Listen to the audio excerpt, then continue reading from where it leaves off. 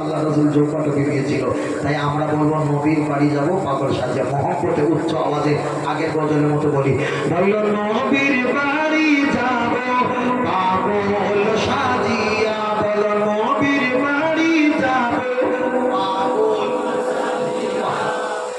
রাহমাতাল লিল আলামিন বলছেন কোরআনে আল্লাহ, শাফায়াতের মালিক তুমি হাদিসে ঘোষণায়, শাফায়াত করিও তুমি মোদের লাগিয়া, নবীর বাড়ি যাবে পাগল সাজিয়া, জোরে জোরে নবীর বাড়ি যাব পাগল সাজিয়া।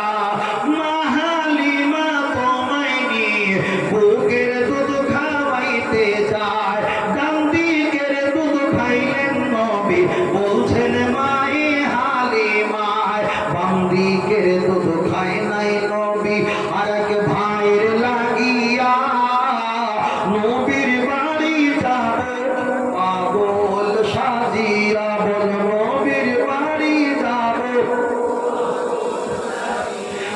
হালিমা তোমায় নিয়ে, হালিমা তোমায় নিয়ে বড় খুশি হয়ে যায়, জীর্ণ শীর্ণ গাধা মায়ের শক্তিশালী হয়ে যায়, তোমায় নিয়ে সবার আগে যাই যে দৌড়াইয়া, নবীর বাড়ি যাবে পাগল সাজিয়া, বল নবীর বাড়ি যাবে পাগল সাজিয়া। নারে তাকবীর, নারে তাকবীর, নারে তাকবীর।